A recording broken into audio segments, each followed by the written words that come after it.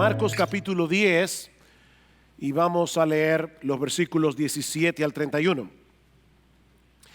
Cuando salía para seguir su camino, vino uno corriendo y arrodillándose delante de él le preguntó: Maestro bueno, ¿qué haré para heredar la vida eterna? Jesús le dijo: ¿por qué me llamas bueno? Nadie es bueno, sino solo uno, Dios. Tú sabes los mandamientos: no mates, no cometas adulterio, no hurtes, no des falso testimonio, no defraudes, honra a tu padre y a tu madre. Y él le dijo: Maestro, todo esto lo he guardado desde mi juventud. Jesús, mirándolo, lo amó y le dijo: una cosa te falta, ve y vende cuanto tienes y da a los pobres y tendrás tesoros en el cielo, y ven y sígueme. Pero él, afligido por estas palabras, se fue triste porque era dueño de muchos bienes. Jesús, mirando en derredor, dijo a sus discípulos: qué difícil será para los que tienen riquezas entrar en el reino de Dios. Y los discípulos se asombraron de sus palabras, pero Jesús, respondiendo de nuevo, les dijo: hijos, qué difícil es entrar en el reino de Dios. Es más fácil que un camello pase por el ojo de una aguja que el que un rico entre en el reino de Dios. Ellos se asombraron aún más, diciendo entre sí: ¿y quién podrá salvarse? Mirándolos, Jesús dijo: para los hombres es imposible, pero no para Dios, porque todas las cosas son posibles para Dios. Entonces Pedro comenzó a decirle: he aquí, nosotros lo hemos dejado todo y te hemos seguido. Jesús dijo: en verdad os digo, no hay nadie que haya dejado casa o hermanos o hermanas o padre o madre o hijos o tierras por causa de mí y por causa del evangelio, que no reciba 100 veces más ahora en este tiempo casas y hermanos y hermanas y madres e hijos y tierras, junto con persecuciones, y en el siglo venidero la vida eterna. Pero muchos primeros serán últimos y los últimos primero. Si hay algo seguro en la vida, es que todos vamos a morir algún día. No sabemos cuándo será, no sabemos en qué circunstancia, pero sí sabemos que la muerte es inevitable. Esto es tan tormentoso que muchas personas prefieren no pensar en eso.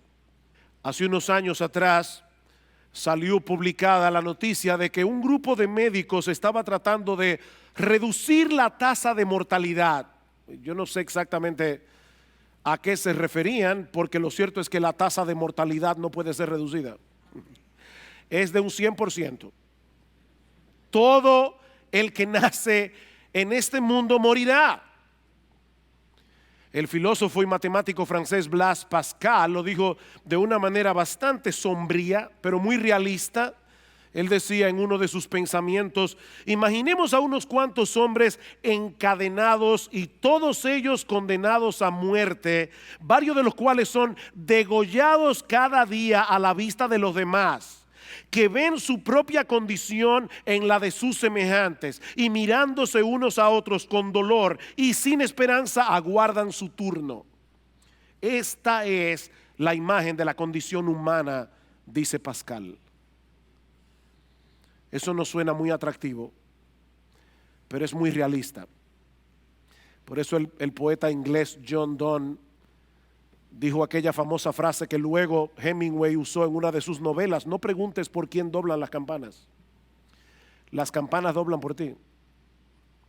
No preguntes por quién doblan las campanas. En los pueblos antes tocaban las campanas cuando había un funeral. Dicen: no preguntes por quién están doblando hoy las campanas doblan por ti. Cada segundo mueren miles de personas y cada una de esas muertes es un aviso de lo que nos espera a cada uno de nosotros, tarde o temprano. Y aunque yo sé que muchos pretenden vivir como si esta vida presente fuera todo lo que hay Lo cierto es que Dios puso eternidad en nuestro corazón. Dios puso eternidad en nuestro corazón. Es por eso que el hombre es un religioso incurable. El hombre, aún el ateo, el hombre es un religioso incurable. Algo en nuestro interior nos dice que la muerte no es el punto final de nuestra existencia. Hay algo que debemos hacer para prepararnos adecuadamente para enfrentar ese momento cuando llegue. Ahora la pregunta es, ¿cómo podemos estar seguros de que estamos haciendo todo lo que debemos hacer para dar ese viaje del que no hay retorno? ¿Cómo podemos estar seguros de que estamos haciendo todo lo que debemos hacer? Esa fue la inquietud del joven rico. Esa fue la inquietud de este hombre que vino a Jesús y que vamos a estudiar en esta mañana, como les decía, continuando con nuestra serie consecutiva de exposiciones en el Evangelio de Marcos. El Señor había estado por un tiempo en la región llamada Perea, como vimos hace 2 domingos atrás, al otro lado del Jordán, pero ahora se dirige hacia la ciudad de Jerusalén. Eso lo vemos en el versículo 32. Y unos pocos meses más tarde, en la ciudad de Jerusalén, Jesús sería juzgado, Jesús sería condenado a la muerte. Así que nosotros estamos aquí al principio del fin del ministerio de nuestro Señor Jesucristo, cuando de repente llega este joven, que aparentemente está muy turbado por el estado de su alma delante de Dios. Lean una vez más versículo 17. Cuando salía para seguir su camino, vino uno corriendo y arrodillándose delante de él le preguntó: Maestro bueno, ¿qué haré para heredar la vida eterna? Un joven rico, dice Marcos.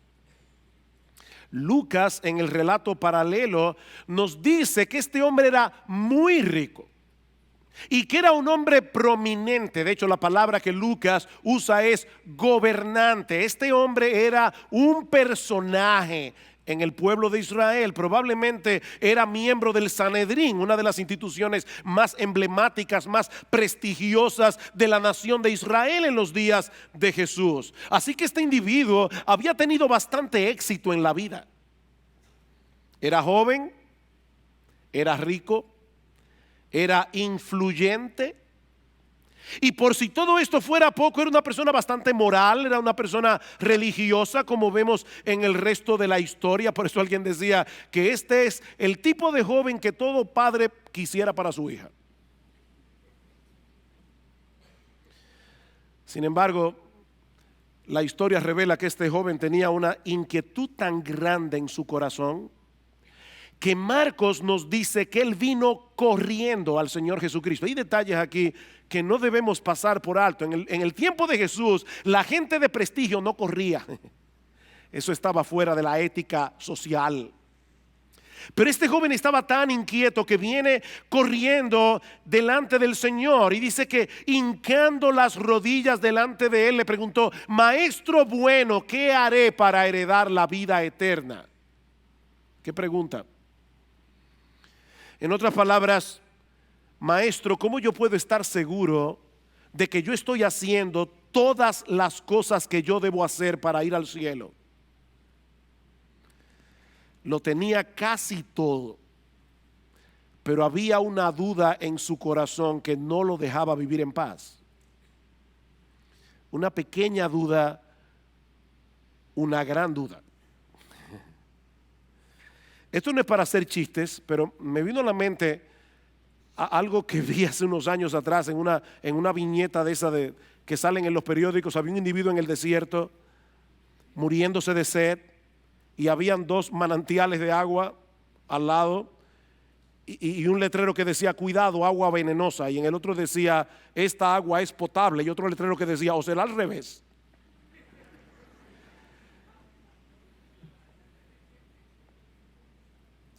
Señor, yo estoy haciendo todo lo que yo creo que debo hacer, pero yo no estoy seguro si no me hace falta algo más.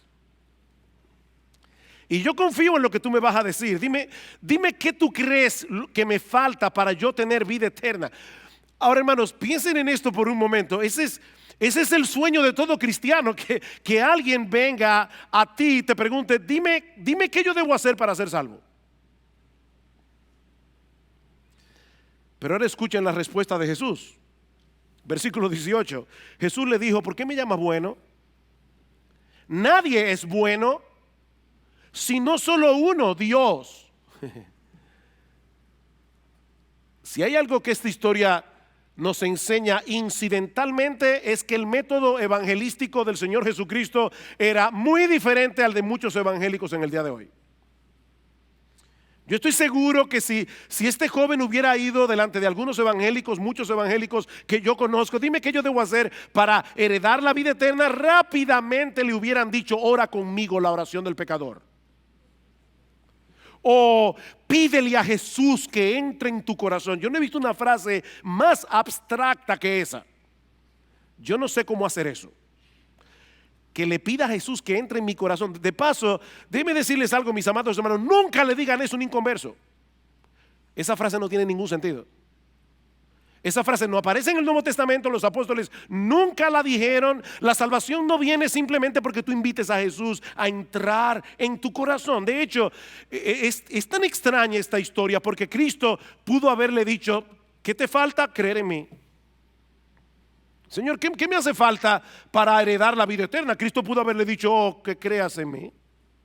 Y sería la respuesta correcta, pero el Señor sabía que este joven tenía un concepto tan equivocado acerca de sí mismo que él no estaba preparado para recibir esa respuesta. No todavía. Saben que el concepto que mucha gente tiene de sí misma es que son personas buenas que a veces hacen cosas malas.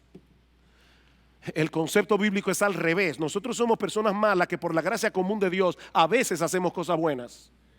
Pero ese es el concepto que este hombre tenía. Yo soy una persona buena, solo quiero saber qué más me falta. Si tú le dices a una persona como esta que reciba a Cristo en su corazón, probablemente va a pensar dentro de sí mismo, por supuesto, ¿por qué no? ¿Es eso lo que me falta? Es bueno tener a Cristo. Eso añadiría bondad a mi bondad, ¿verdad? De ahí la extraña respuesta de Jesús en el versículo 18. ¿Por qué tú me llamas bueno? En otras palabras, tú vienes a mí como si yo fuera un maestro común y corriente. Tú vienes a mí como si yo fuera un hombre, igual que tú, solo que con más sabiduría que tú. Ahora, si eso es lo que tú piensas de mí, ¿por qué me llamas bueno? Porque en el mundo entero hay una sola persona que merece ese calificativo y no eres tú, es Dios. Hay uno solo que es bueno. Jesús no está ni negando ni afirmando que Él sea Dios en este pasaje. Ese no es el foco primario de atención aquí. Él simplemente quiere hacerle ver a este joven lo equivocado que él estaba cuando él creía de sí mismo que él era bueno. Porque lo cierto es que en el mundo entero no hay nadie, absolutamente nadie, que sea bueno. Dice Pablo en Romanos capítulo 3 versículo 10, todos se desviaron, a una se hicieron inútiles todos, no hay quien haga lo bueno, no hay ni siquiera uno. Y sí, yo sé que hay personas que son relativamente buenas, y son relativamente buenas en comparación con otros seres humanos que son peores. Pero si tú te comparas con el estándar de santidad de Dios, si tú te comparas con la santidad del mismo Dios, con el carácter de Dios, te vas a dar cuenta que tú no eres bueno. No hay nadie que llene esa medida, aunque algunos crean que sí, como es el caso del joven rico, versículo 19. Oigan lo que le dice el Señor. Oh, ¿tú quieres saber qué tú debes hacer para heredar la vida eterna? ¿Tú sabes los mandamientos? No mates, no cometas adulterio, no hurtes, no des falso testimonio, no defraudes, honra a tu padre y a tu madre. ¿Tú quieres hacer algo para salvarte? Mira los mandamientos, cúmplelos y vivirás. Ahora, pregunta, ¿está enseñando Jesús aquí en este pasaje que la salvación es por obras, que la salvación es por obedecer los 10 mandamientos? Por supuesto que no. De hecho, no voy a entrar en esto ahora, pero si ustedes van al capítulo 18 de Lucas, que es donde está el texto paralelo de Marcos capítulo 10, verán que Inmediatamente antes de este relato encontramos la parábola del fariseo y el publicano. O sea que esa parábola está en el trasfondo de esta historia. Jesús dice: dos hombres subieron al templo a orar, uno era fariseo, el otro era publicano. El fariseo oraba consigo mismo y le decía a Dios: yo te doy gracias porque yo no soy como los otros hombres. Yo no soy adúltero, yo no soy avaro, yo doy diezmos de todo lo que gano, yo vengo al templo todos los sábados. Gracias, Señor, la verdad es que te pasaste conmigo. Y el fariseo le dice: yo no soy ni siquiera como este publicano, este cobrador de impuestos. Y el publicano se daba golpe en el pecho, se estaba lejos diciendo: Dios, sé propicio a mi pecador. Y Cristo dice: este publicano descendió a su casa justificado antes que el otro, el fariseo, porque el que se humilla será enaltecido, el que se enaltece será humillado. Así que esta historia está en el trasfondo de esa parábola. No, Cristo no le está enseñando al joven rico que debía salvarse guardando los mandamientos. Lo que él quiere hacerle ver a este joven es que es imposible para el hombre salvarse a través de su obediencia. La Biblia dice que uno de los propósitos por los cuales Dios reveló su ley es para que nosotros podamos evaluarnos objetivamente, mirarnos en ese espejo y ver lo lejos que nosotros estamos de llenar esa medida. Imagínate que el mandamiento más importante de la ley es: amarás al Señor tu Dios con todo tu corazón, con toda tu alma, con toda tu mente, con todas tus fuerzas. Y eso no lo hace nadie ni por un segundo. Y el otro es semejante: ama a tu prójimo como a ti mismo. Ama a tu prójimo con la misma intensidad, con la misma energía, con la misma pasión con la que tú te amas a ti mismo. Dime, ¿tú guardas los mandamientos? Pablo dice en Romanos capítulo 3 versículo 20 que es por medio de la ley que viene el conocimiento del pecado. El problema es que este joven no entendía del todo el alcance de la ley. Por eso le dice al Señor en el versículo 20: Maestro, todo esto lo he guardado desde mi juventud. Wow. Bueno, si esa es la medida, tengo mis papeles en reglas. En el relato paralelo, en el Evangelio de Mateo, se incluye esta última pregunta: ¿qué más me falta? Eso es interesante. Él estaba bastante seguro de su propia bondad, pero había un elemento de duda en su corazón. ¿Qué más me falta? Ese es el problema de aquellos que pretenden salvarse haciendo cosas buenas. No hay forma de saber con toda certeza de que estás haciendo lo suficiente. ¿Me hace falta algo más, maestro? Jesús, versículo 21, mirándolo, lo amó y le dijo: una cosa te falta. Ve y vende cuanto tienes, dalo a los pobres, y ven y sígueme, y tendrás tesoro en el cielo. Una cosa te hace falta. Hermanos, ¿qué reacción la de Cristo? Esto fue leccionador para mí. Jesús no reaccionó airado diciéndole: pero qué mentiroso y soberbio eres. ¿Estás tan ciego que no puedes darte cuenta de que no existe en este mundo ningún ser humano que llene esa medida de la ley de Dios? No. El texto dice que Jesús, mirándolo, lo amó. Y Marcos es el único que incluye ese detalle en los evangelios. El Señor Jesucristo sintió una profunda compasión por este joven que estaba perdido en su moralidad. Si me oíste bien, este joven estaba perdido en su moralidad. Los puritanos decían: hay dos formas en que se puede hundir un barco. Una es cargado de estiércol y la otra es cargado de oro. Pero se va a hundir igualito. Mi amigo, nadie puede salvarse guardando los mandamientos. Pablo dice en Gálatas capítulo 3 versículo 10 que todos los que dependen de las obras de la ley para salvarse están bajo maldición, están bajo la maldición de Dios. Si tú estás dependiendo de las obras de la ley, de guardar los mandamientos, Pablo dice, no yo, Pablo dice en la Biblia, estás bajo la maldición de Dios. Pues escrito está, y ahora Pablo cita Deuteronomio, maldito todo aquel que no permaneciere en todas las cosas escritas en el libro de la ley para hacerlas. Cada vez que nosotros pecamos, estamos violando la ley como un todo, no simplemente estamos violando uno de sus acápites. Bueno, fue una mentirita. No, es que el problema con esa mentirita es que ya tú rompiste la ley, tú violaste la ley, y esa ley es un reflejo del carácter de Dios. Ese es el problema. La ley es un reflejo del carácter de Dios, de manera que cada pecado es un atentado contra el carácter santo de Dios. Por eso dice Santiago capítulo 2 versículo 10, cualquiera que guardare toda la ley, si eso fuera posible, pero ofendiere en un punto, se hace culpable de todos. Mi amigo, si tú te quieres salvar por tu obediencia, tendrás que obedecer todos y cada uno de los mandamientos de la Biblia todos los días de tu vida. Y si tú eres honesto contigo mismo, seguramente ya debes haberte dado cuenta de que eso es imposible. Y eso es precisamente lo que Cristo quiere hacerle ver a este joven rico, porque lo amó. Porque lo amó. No fue con una actitud de cinismo que el Señor trató con este joven. Y hermanos de iglesia bíblica del Señor Jesucristo, cuídense de eso.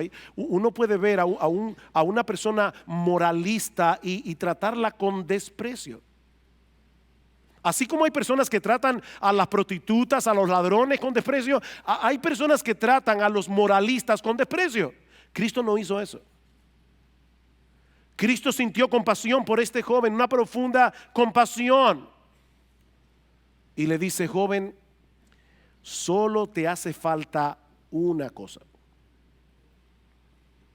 Vende todo lo que tienes, dáselo a los pobres y sígueme a mí. Ahora, hermanos, y esto es crucial.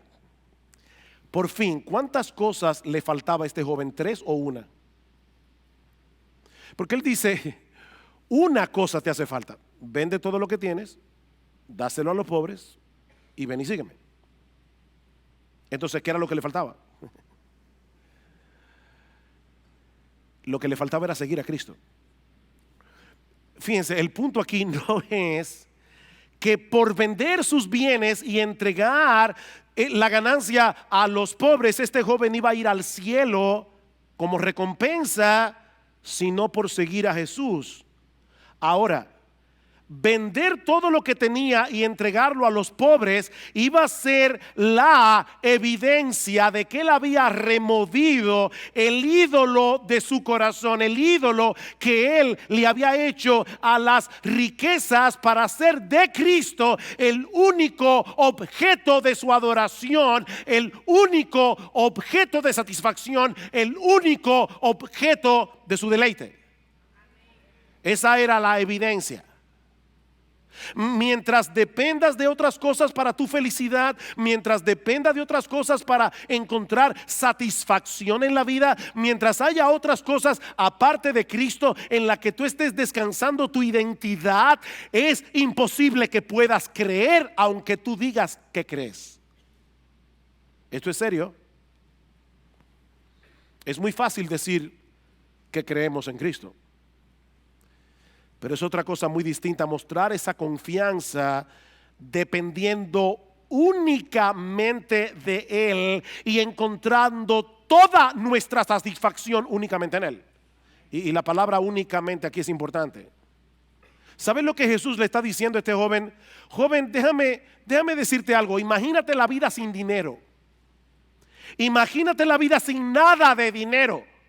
Y imagínate la vida sin tus bienes. Imagínate la vida sin tus casas. Imagínate la vida sin tus carros, sin tu ropa, sin tus muebles, sin tu vivienda, sin tu cuenta bancaria. Imagínate una vida en la que solo me tuvieras a mí. Pregunta, ¿estarías satisfecho?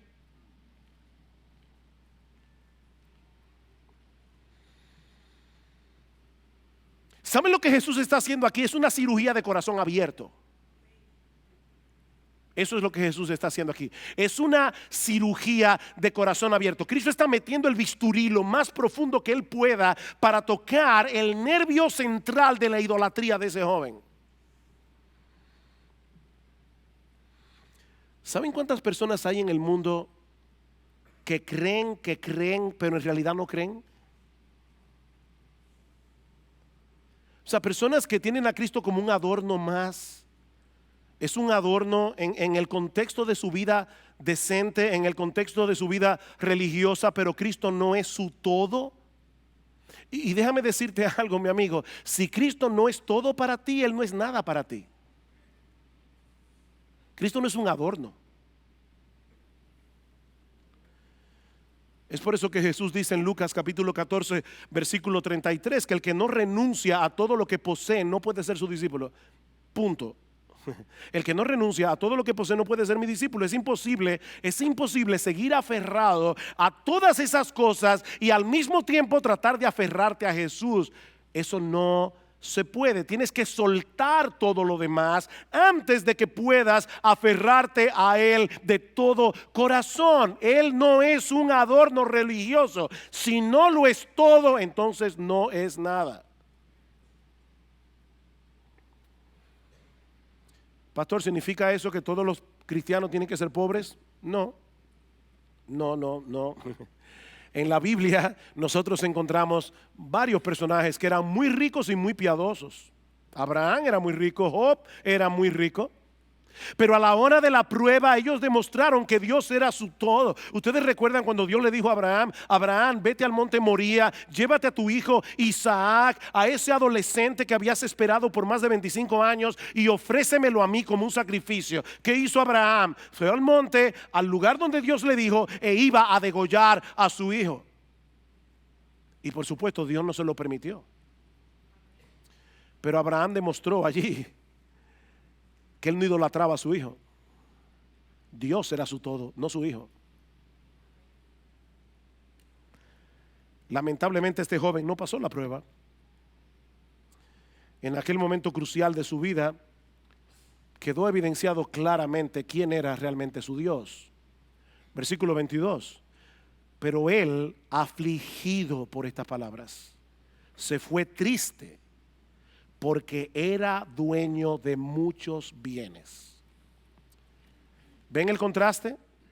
El mismo que vino corriendo, hincando las rodillas, el mismo que vino con todo ese entusiasmo, se fue angustiado. Ese es el significado literal de la palabra griega que se usa allí y que nuestra Biblia traduce como afligido. Es exactamente la misma palabra griega que aparece en Mateo capítulo 26 versículo 37, cuando dice que el Señor estaba angustiado en el huerto de Getsemaní. Es la misma palabra. Se fue angustiado. El cáncer del materialismo había hecho metástasis en el corazón de este joven. Él estaba atrapado. Toda su vida dependía de sus riquezas.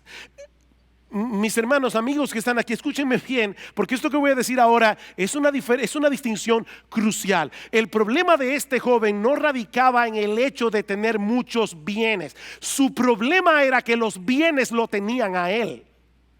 Es diferente. Él estaba atrapado, él estaba esclavizado por sus bienes. Él era un esclavo. Y nadie que no esté dispuesto a renunciar a esa esclavitud puede abrazar a Cristo de todo corazón. Nadie puede abrazar a Cristo de todo corazón mientras no esté dispuesto a soltar esa soga. Ahora, ¿saben cuál es el problema? El problema es que ningún ser humano puede librarse de esa tiranía por sí mismo. Óyeme bien, ningún ser humano puede librarse de esa tiranía en sus propias fuerzas. De ahí las palabras de Jesús a partir del versículo 23. Cuando se va el joven rico, dice Jesús, mirando en derredor, dijo a sus discípulos: qué difícil será para los que tienen riquezas entrar en el reino de Dios. Y los discípulos se asombraron de sus palabras, pero Jesús, respondiendo de nuevo, les dijo: hijos, qué difícil es entrar en el reino de Dios. Es más fácil que un camello pase por el ojo de una aguja que el que un rico entre en el reino de Dios. Ellos se asombraron aún más, diciendo entre sí: ¿y quién podrá salvarse? Mirándolos, Jesús dijo: para los hombres es imposible. Para los hombres es imposible. Esa es la enseñanza de toda esta sección. La salvación es imposible para los hombres, sean ricos o sean pobres. Noten lo que dice en el versículo 27 otra vez. Mirándolos, Jesús dijo: para los hombres. Él no dijo para los ricos, Él no dijo para los pobres, Él dijo para los hombres, sean ricos, sean pobres. Para los hombres la salvación es imposible. Pero los ricos son más vulnerables a sentirse tan satisfechos en sus riquezas que no sean capaces de percibir lo impotente que son. Están tan acostumbrados a que todo lo resuelven por ellos mismos, a que todo lo resuelven con sus propios recursos, a que solo tienen que buscar la chequera, dar un tarjetazo. Están tan acostumbrados a vivir así que ellos no dependen de Dios. Es muy difícil que ellos vean su dependencia. Es muy difícil que vean su miseria. Es muy difícil que vean el estado tan deplorable en que se encuentran. Por eso resulta más fácil pasar un camello por el ojo de una aguja a que un rico entre en el reino de Dios. Pastor, ¿y qué significa eso? Pasar un camello por el ojo de una aguja, exactamente eso mismo. Exactamente eso mismo. Esa era una frase coloquial que se usaba en aquellos días para señalar algo que es imposible. Es como los gringos tienen una frase en inglés que yo no sé si se usa en español, pero ellos dicen: cuando a las ranas les salgan pelos. O sea, nunca. La misma posibilidad que hay de que a una rana le salgan pelos, o de que tú entres un camello por el ojo de una aguja, es la posibilidad que hay de que un rico entre al reino de Dios. Es absolutamente imposible que un camello pase por el ojo de una aguja, y así también es imposible para el hombre salvarse en sus propias fuerzas, y mucho menos alguien que se siente tan satisfecho por todo lo que tiene. Es imposible. Las riquezas pueden ser un gran problema, pueden ser un gran obstáculo, y pueden impedir a los hombres que vengan a Cristo con humildad, que vengan a Cristo con ese sentido de dependencia del que hablábamos el domingo pasado. ¿Recuerdan cuando estudiamos el texto de los niños que dice: dejad a los niños, venid a mí, porque de los que son como ellos es el reino de los cielos? Dice Cristo en el versículo 15 de Mateo 10 que estudiamos la semana pasada. Dice el Señor aquí: en verdad os digo, el que no reciba el reino de Dios como un niño no entrará en él. Con ese mismo sentido de dependencia, con ese mismo sentido de humillación que tienen los niños. Ahora, esto fue chocante para los discípulos. ¿Se dieron cuenta? 2 veces dice que ellos se asombraron. Y le preguntan al Señor: entonces, ¿quién podrá salvarse? En el contexto cultural de estos hombres, las riquezas eran una señal inequívoca de la bendición de Dios. Si tú eras rico es porque definitivamente el favor de Dios estaba sobre ti. Esa era la mentalidad de los apóstoles. De ahí el asombro. Si resulta más fácil pasar un camello por el ojo de una aguja que el hecho de que un rico pueda entrar en el reino de Dios, entonces ¿quién podrá salvarse? Y la respuesta de Cristo es contundente: nadie. ¿Oíste bien? ¿Quién podrá salvarse? Nadie. para los hombres es imposible. No podemos cambiarnos a nosotros mismos. No podemos limpiarnos de nuestros pecados. No podemos disponer nuestro propio corazón para amar a Dios, para amar su gloria por encima de todo, aún amar a Dios y su gloria más que tu propia vida. Tú no puedes hacer eso por ti mismo. Eso es imposible. Estamos encadenados, condenados a ser unos esclavos miserables, a menos que un poder superior intervenga a nuestro favor. Y eso nos lleva a la segunda enseñanza de este pasaje. La salvación solo es posible para Dios a través de la persona de Cristo. La salvación es imposible para los hombres, la salvación solo es posible para Dios. Vean una vez más el versículo 27. Mirándolos, Jesús dijo: para los hombres es imposible, pero no para Dios, porque todas las cosas son posibles para Dios. Hay esperanza para el hombre porque Dios es todopoderoso. Hay esperanza para el hombre porque Dios puede vencer la obstinación de tu corazón. Dios puede destruir nuestra idolatría. Y es extremadamente importante resaltar esto, porque así como hay muchas personas que creen que no necesitan a Cristo para ser salvos, hay otras personas que tampoco vienen a Cristo porque desconfían de sí mismos. Y yo he visto personas así. Yo no voy a poder vivir la vida cristiana, así que mejor ni lo intento. Yo no voy a poder. Eso es demasiado para mí. ¿Sabes cuál es la respuesta de la Biblia? Claro que no vas a poder. Claro que no vas a poder hacerlo en tus propias fuerzas. La salvación es imposible para los hombres, pero no es imposible para Dios. Mi amigo, tú no puedes por ti mismo romper las cadenas que te mantienen esclavizado al mundo, esclavizado al pecado. Tú no puedes, pero Dios puede. Y aun si tú vienes a Cristo en arrepentimiento y fe y te conviertes en cristiano, no vas a poder vivir la vida cristiana dependiendo de ti mismo.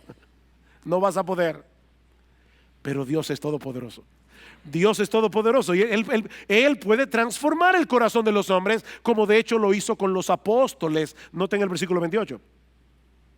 Entonces Pedro, siempre Pedro, entonces Pedro comenzó a decirle: he aquí, nosotros lo hemos dejado todo y te hemos seguido. Honestamente, yo no sé qué había en la mente de Pedro. Yo no sé si él está diciendo: Señor, yo no entiendo, porque tú dices que nadie puede hacer eso, pero eso fue lo que nosotros hicimos. Nosotros lo hemos dejado todo y te hemos seguido. Yo no sé si Pedro, en un arrebato de orgullo, se estaba comparando aquí con el joven rico. Honestamente no lo sé. Y de paso, hermanos, yo no sé de verdad si Pedro aquí se estaba envaneciendo, pero cuidado tú, creyente, con envanecerte. Porque si tú te convertiste al Señor, no fue por tu propia fuerza, no es porque tú eras mejor que aquel amigo tuyo al que también le predicaron el evangelio y no se ha convertido. La salvación es por gracia y depende de Dios. Ahora, lo cierto es que los apóstoles estuvieron dispuestos a renunciar a muchas cosas para seguir a Cristo. Eso es verdad. Y Cristo les dice, porque en el evangelio de Mateo se añade: ¿qué pues tendremos? O sea, Pedro dice: nosotros le hemos dejado todo, te hemos seguido, ¿qué pues tendremos? Y Jesús le dice en el versículo 29, Jesús dijo: en verdad os digo, no hay nadie que haya dejado casa, o hermanos, o hermanas, o madre, o padre, o hijos, o tierras, por causa de mí y por causa del evangelio, que no reciba 100 veces más ahora en este tiempo casas y hermanos y hermanas y madres e hijos y tierras junto con persecuciones. Qué realista. Y en el siglo venidero, la vida eterna. Este es uno de los textos favoritos de los evangelistas de la prosperidad. Honestamente me da náuseas cada vez que yo oigo a una persona desde el púlpito diciéndole a una persona: ven a Cristo y todos tus problemas se van a solucionar, ven a Cristo y tú vas a ser rico y vas a tener una buena casa y vas a tener un mejor sueldo y vas a tener salud. Es una maravilla tener a Cristo. Eso es un mensaje diabólico, infernal y nauseabundo, porque eso no es verdad. No, yo no creo que eso sea lo que el Señor esté diciendo aquí. Más bien yo creo que Él está reiterando lo que Él había dicho anteriormente, que es imposible seguirlo a Él sin estar dispuesto a renunciar a todo, incluyendo la familia. ¿Se dieron cuenta? Ninguno, voy a otra vez, no hay nadie que haya dejado casa, hermanos, hermanas, madres o padres o hijos o tierras por causa de mí, del evangelio. Aquí hay individuos que han tomado una decisión, la decisión de dejar todo atrás para seguir a Jesús, no importa las consecuencias.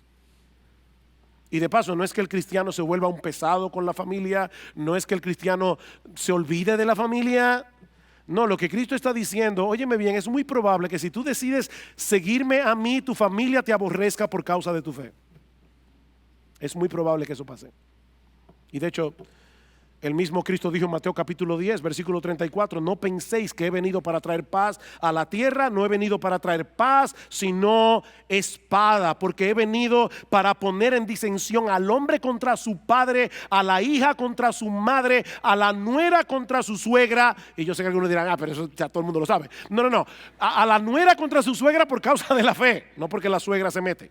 O sea, dice, a la hija contra su madre, a la nuera contra su suegra, y los enemigos del hombre serán los de su propia casa, dice Jesús. El que ama a padre o madre más que a mí no es digno de mí. El que ama a hijo o hija más que a mí no es digno de mí. El que no toma su cruz y sigue en pos de mí no es digno de mí. El que haya su vida la perderá, y el que pierda su vida por causa de mí la hallará. Definitivamente Cristo no se andaba con medias tintas. De nuevo, óyeme bien, le dice Jesús, conmigo es todo o nada. Yo no soy plato de segunda mesa, yo no soy un adorno religioso. Conmigo es todo o nada. Si yo no soy todo para ti, yo no soy nada para ti. El que no está dispuesto a pagar ese precio por causa de Cristo y por causa del evangelio, como dice en el versículo 29, no puede ser cristiano.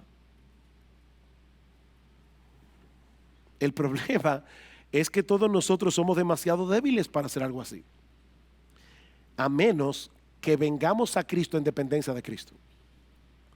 Tenemos que venir a Cristo en dependencia de Cristo. Para los hombres es imposible, pero hay esperanza para ti a pesar de tu impotencia, porque lo que es imposible para los hombres no es imposible para Dios.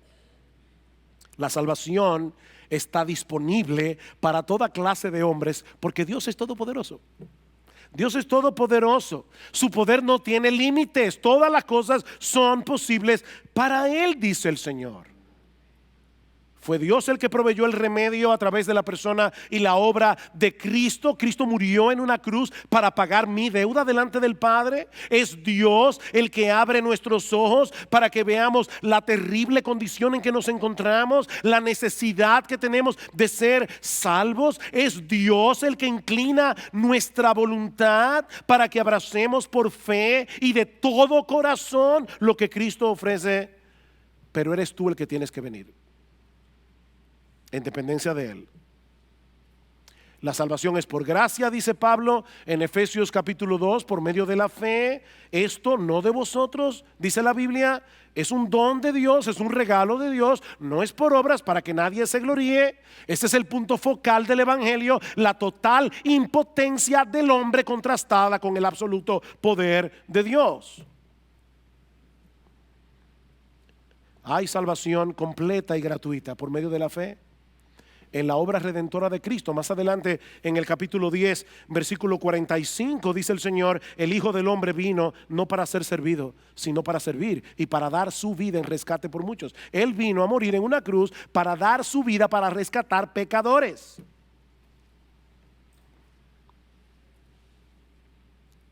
Y es precisamente a través de la proclamación de ese mensaje del evangelio, y por eso estamos predicando hoy aquí, que el poder de Dios se manifiesta para salvación mientras llamamos a los hombres a la fe y al arrepentimiento. Mi amigo, si tú vienes a Cristo, vas a perderlo todo y vas a ganarlo todo. Vas a perderlo todo, vas a ganarlo todo. Eso es lo que dice el versículo 29.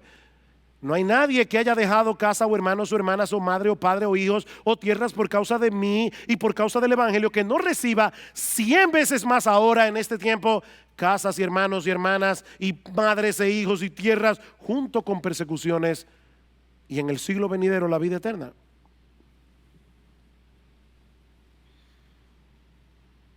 Lo que esto significa es que todos los cristianos serán ricos. No, yo creo que esta promesa implica dos cosas. Por un lado, que todos los creyentes vienen a formar parte de una gran familia que va a suplir por mucho lo que tú pierdas de tu familia terrenal. Eso es lo que Cristo está diciendo. Si hay algo que a mi esposa y a mí nos maravilla cada vez que viajamos a otros lugares, es que llegamos a un sitio nuevo, conocemos hermanos en Cristo que no conocíamos y al minuto ya somos familia. Y están dispuestos a servirnos, simplemente porque somos cristianos. Hay una familia de la fe en el mundo entero. Eso es impresionante.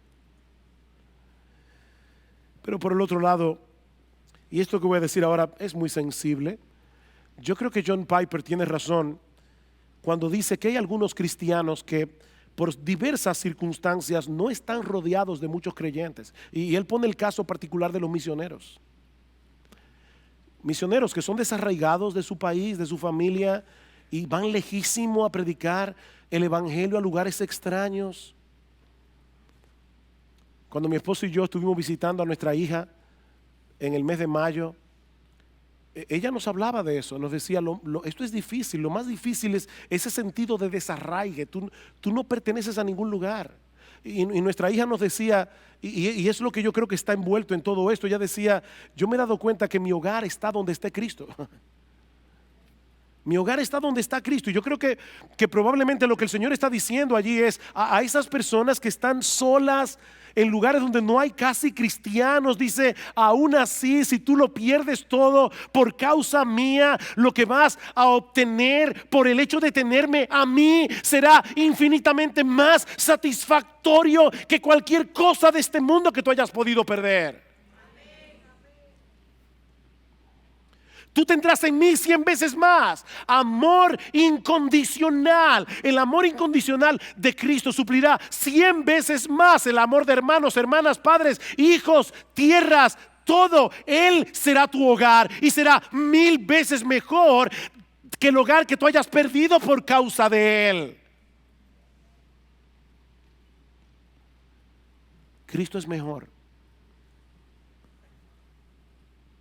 Y cuando te toque partir de este mundo, como decíamos al principio, cuando te toque partir de este mundo, disfrutarás de una incomparablemente deleitosa comunión con Él por los siglos de los siglos. Es de esa vida eterna que el Señor habla aquí en el versículo 30. Por eso es que Pablo dice en Romanos capítulo 8 versículo 18, estoy seguro, tengo por cierto que las aflicciones de este tiempo presente no se pueden comparar con la gloria venidera que en nosotros ha de manifestarse cuando Jesucristo nuestro Salvador regrese en gloria.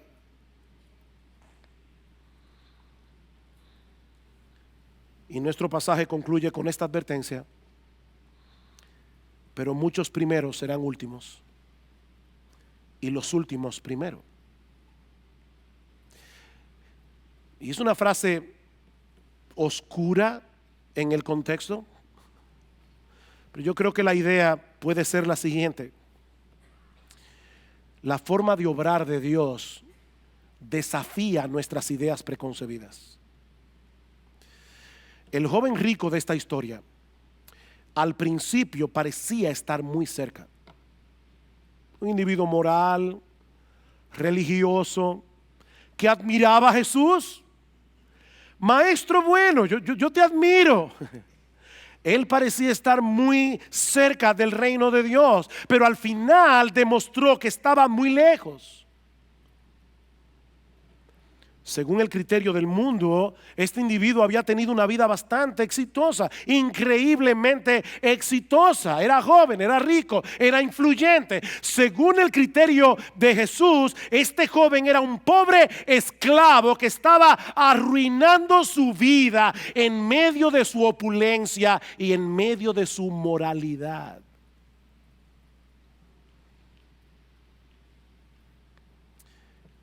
Hermanos, tenemos que aprender a evaluar las cosas con el criterio de Dios, no con el criterio del mundo. De este lado de la eternidad, el mundo celebra las riquezas, celebra la popularidad, celebra la belleza física, y debo decir que no hay nada de malo ni en el hecho de ser rico, ni en el hecho de ser bien parecido, ni en el hecho de tener, de ser popular. Pero déjame decirte algo, mi amigo, si eso es todo lo que tú tienes, tú no tienes absolutamente nada que tenga valor permanente. Nada. Tú no tienes nada. Tenerlo todo sin tener a Cristo es tener una existencia miserable aquí y ahora, y una pérdida total cuando traspases esa línea que separa el tiempo de la eternidad.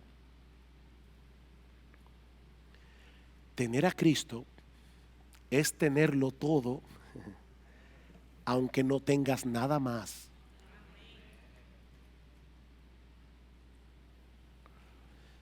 Mi amigo, yo no sé si tú eres rico, si tú eres pobre, económicamente hablando, pero si tú quieres heredar la vida eterna, una cosa te hace falta. No son dos, no son 10, es una sola cosa. Reconoce tu impotencia para salvarte y ven a Cristo con la disposición de seguirle únicamente a Él como Señor y Salvador. O sea, Señor, yo pierdo mi vida por causa tuya. Aquí hay un papel en blanco. Ya rompí esto. Aquí hay un papel en blanco. Está firmado al pie por mí. Lo que tú escribas ahí yo lo voy a hacer, aunque yo no sé lo que es. Tú eres mi único Señor. Tú eres mi único amo. Tú eres mi único dueño. Ven a Cristo. Ven a Cristo y sométete a Él como tu único Señor, como tu único Salvador. Señor, yo no confío en mis buenas obras, yo no confío en mi religión, yo no confío en que soy mejor que aquel. Mi única esperanza es que tú moriste por mí en la cruz del Calvario. Es mi única esperanza. Yo no confío en nada más que en ti. Mi amigo, no pretendas hacer en tus propias fuerzas lo que solo Dios puede hacer por ti. La salvación es imposible para los hombres. Es imposible. Tú no puedes pagar tu deuda con la justicia de Dios por causa de tus pecados. Tú no puedes cambiar por ti solo la inclinación de tu corazón. Tú necesitas la justicia de otro, Jesús, que sea puesta en tu cuenta por medio de la fe. Esa es la única justicia que Dios acepta como buena y válida. Yo sé que todos ustedes aquí han jugado Monopolio alguna vez. Si tú vas al banco con dinero de Monopolio, queriendo abrir una cuenta, van a llamar a un psiquiatra, porque es dinero falso. Óyeme bien, todas tus buenas obras son dinero de monopolio en la presencia de Dios. No valen nada. La única moneda que circula en el cielo es la justicia de Jesús. La única moneda que circula en el cielo es la justicia de Jesús. Y mi llamado en esta mañana es: ven a Cristo, confiésale tus pecados, confiésale incluso la dureza de tu corazón. Mi esposo y yo hablábamos con una joven esta semana y ella nos decía: yo no quiero a Dios, yo odio a Dios a sí mismo. Yo le dije: mira, ¿sabes qué? Díselo a Dios. Díselo a Dios. Confiésale a Dios tu amor al mundo. Confiésale a Dios cómo le has desechado. Confiésale a Dios cómo has cambiado a Él por aquello que no aprovecha, y pídele que transforme tu corazón. Pídele que te dé la gracia de la fe y del arrepentimiento. Pídele que te libere de la esclavitud y de la tiranía del pecado. Lleva tu causa delante de Él, porque solo Él te puede salvar. Quiere el Señor que al final de tu historia no seas como este joven rico, que se presentó delante de Cristo con tanto entusiasmo y finalmente se alejó de Él tan angustiado. Es mi oración que muchos aquí hoy puedan regresar a sus casas llenos de gozo, habiendo encontrado en Cristo el Salvador que sus almas necesitan, habiendo encontrado en Cristo el perdón de todos sus pecados, habiendo encontrado en Cristo gratuitamente, por gracia, por medio de la fe, el regalo de la vida eterna.